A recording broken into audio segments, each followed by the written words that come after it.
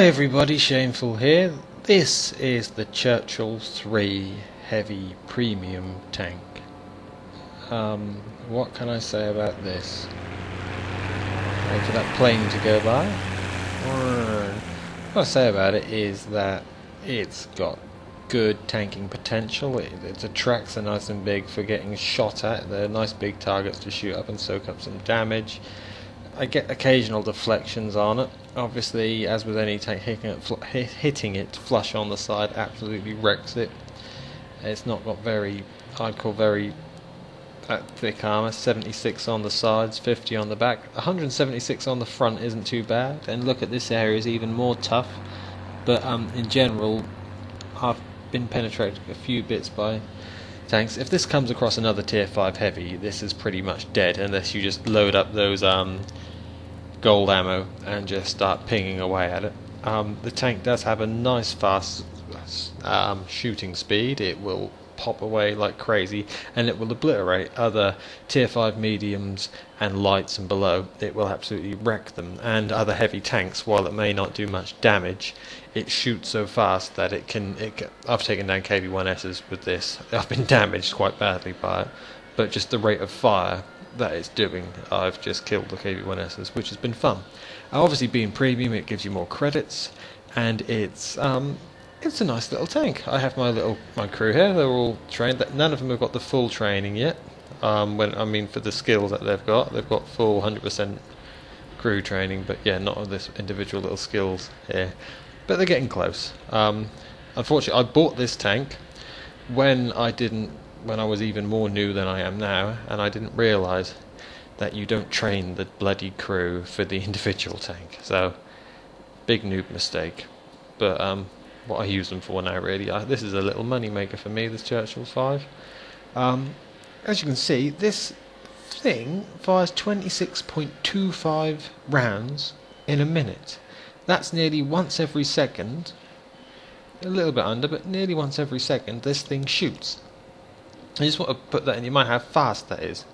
That's faster than Matilda's was the loading time minus as well. I've had Matilda's. I don't know why Matilda's have tried to go toe to toe with the Churchill 3 that they had, but this thing just blasts it out like crazy. But it's just getting into that position and not dying and being in the right place. Like I said, if you come across another tier 5 that means business, tier 5 heavy, you're toast.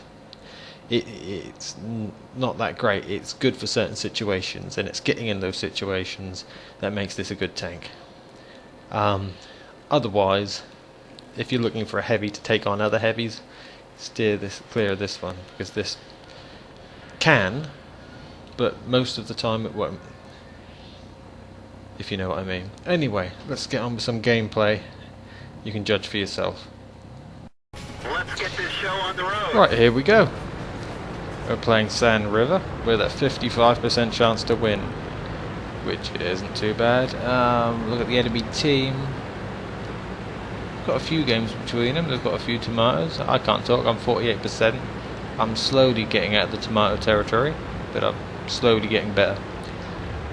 Anyway, so with this map, I normally take up this position in a heavy or a tank destroyer. Well, I get up on this ridge about here, then I've got a nice line to round about this area here where the tank destroyers normally hang about. Normally it's better for a tank destroyer to be here, and it's a bit foolish to me being side on. I think I realise that in a moment, and I'll actually angle my armour a little bit more. Not that it does that much, but it's better than full on flush side shots.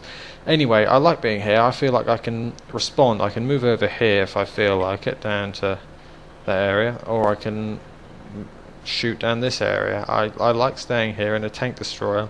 Snipey ones as well. I like the positioning. So anyway, now we're waiting for that T-46. I was hoping he'd come round here sooner and start spotting things coming up on the ridge for all of us to light up here, because normally it's nice to start shooting the tank destroyers before you obviously all move in, because you'll all just get slowly blapped away. So we're basically waiting for T-46 to move in. He's slowly moving in now. See if he can spot anything. Anyway, so go into zoom mode. You can see that Stug's there, but he's behind the dunes at the moment. so there's not much we can do about that, and I'm not really wanting to move in without confirmation that where the other tank destroyers are, because obviously if you've played this map, and I presume you might have done, there's normally about 3 or 4 tank destroyers, well, at least 3, normally up on that ridge line shooting at things, along with a couple of heavies normally. So you just don't want to go Leroying into that lot and having them rain down fire upon you along the way. So you want to know what's there, or seeing if their entire team might have, if you look at the map, of Leroyed all the way up there. You've been in those teams when everybody just moves up one side and leaves just you by yourself to defend. We've all been in that situation. So anyway, the T-46 is doing a lovely little job trying to scout there, and I'm quite grateful for him, as at this point I think to myself, sod it, I'm going to go. Yeah, I'll write it in chat. I can't sit there and wait, and it is an assault mode, as I point out. We have got 7 minutes to capture the base or destroy the enemy team. They can sit there all day long, quite happily.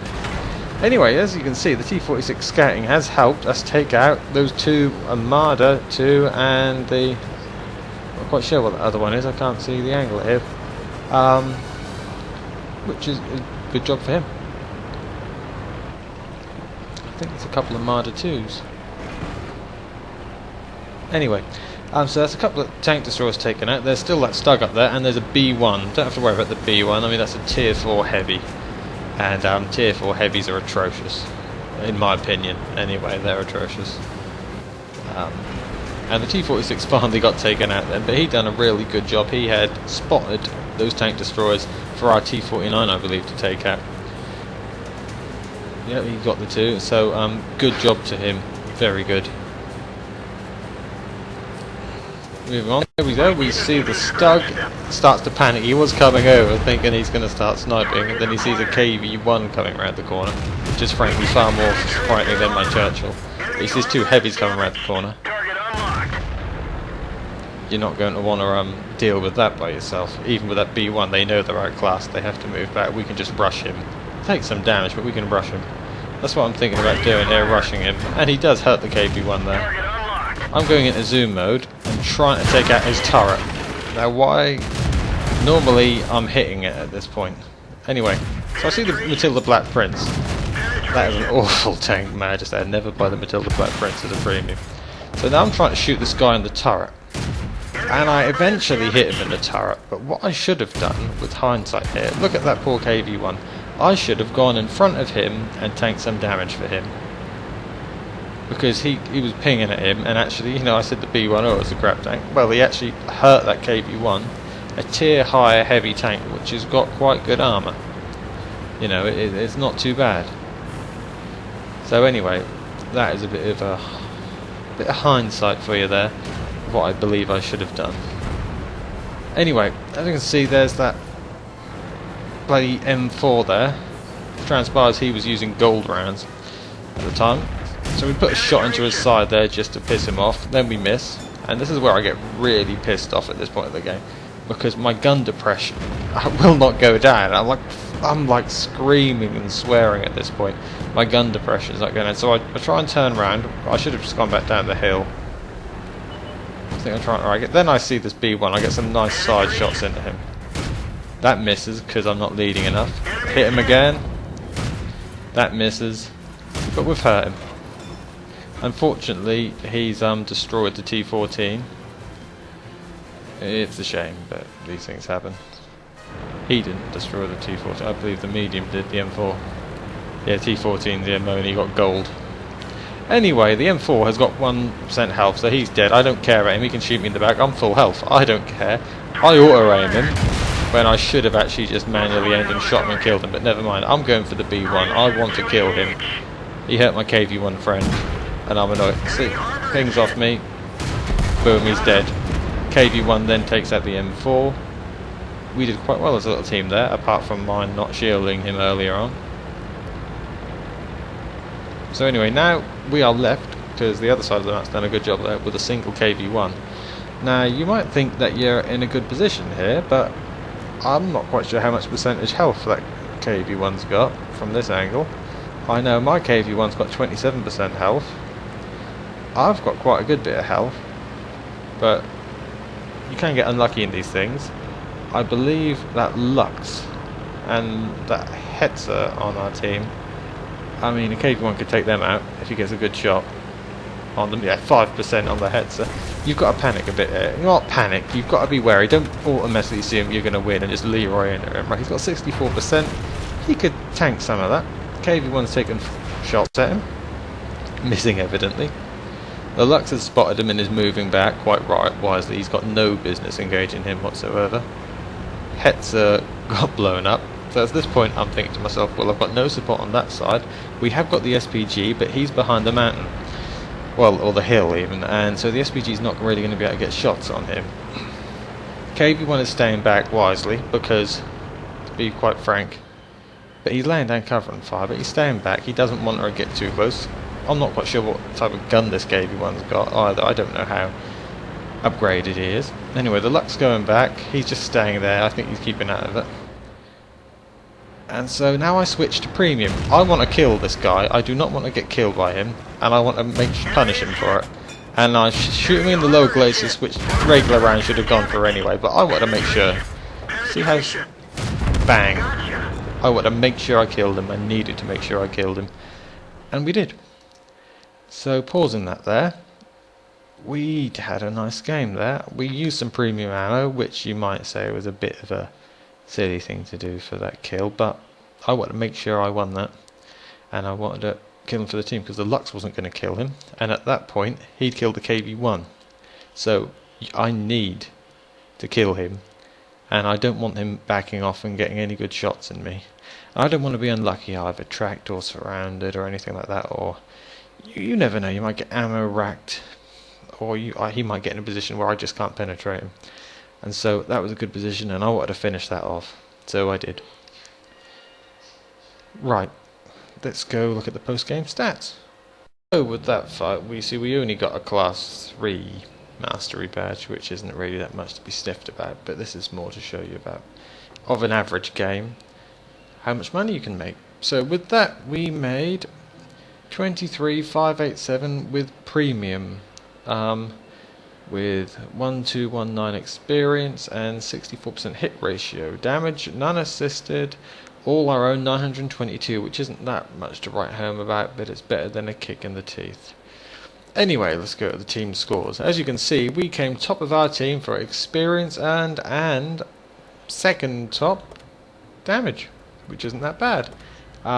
2 kills isn't that much, but we did a lot of support work there, which was excellent in the Churchill 3, as I said before. It'll take down smaller tanks in itself. That KV1 at the end, obviously I had to use some premium shells on him. You don't always have to use the premium shells, always hitting them in the lower front plate can work, but I wanted to make sure I got that kill at the end because I wanted to win. Simple as. We go into a detailed report, we'll see those premium shells we fired still did cost us 12,900 credits. And some repairs were 651, but even with the 37,138 we actually earned at the end of it all, we came home with 23,587, as shown there. But, which is still an alright profit at this tier. It's okay. I mean, it's nothing to write home about, but it's okay. Of our shot side 25, we got 16 hits and 14 of those penetrated. That's most of our shots penetrated, which is quite good for the Churchill 3. 922 damage. We received 4 hits, 3 of which were penetrating. 1 was a non-penetrating hit. So it doesn't really take those hits that greatly, but you can use the tracks on it. My God, the wheels. That's a bit of a mistake to say. You can use the tracks on it to take up quite a bit of damage. So only 110 block by armour because the armour's a bit rubbish. So we assisted in destroying damaged 5 enemy vehicles, destroyed 2 of them, and distance travelled 1.79. Yeah, that was that really. I enjoy it. I don't get many WoW games, you get the occasional one, but in general I find it a very enjoyable tank just to play for a bit of a laugh. Fast rate of fire, that seems to be a little bit slower. I'm not sure if they've nerfed it slightly with a recent patch, but it seems slightly slower, but it's thoroughly enjoyable. as you can see, yeah, I just enjoy playing the tank. Anyway, thanks for watching, and I'll catch you next time. Oh, please also, if possible, if you watch this, if you can like it, then that'll really help me out, and hopefully I'll get more views and then better equipment and make better videos. Thank you once again. Bye bye.